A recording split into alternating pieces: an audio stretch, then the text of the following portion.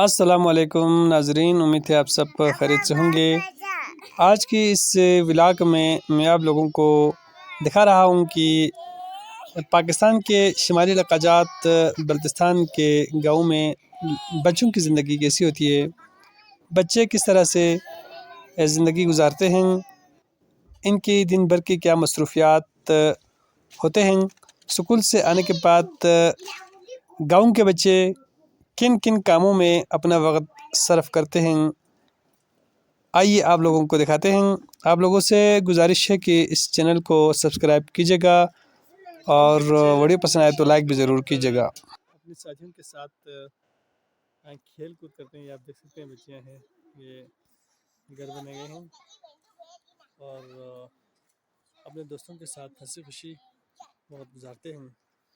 गाँव की ज़िंदगी का यही मज़ा है, बच्चे खूब लुत्फ़अंदोज़ होते हैं।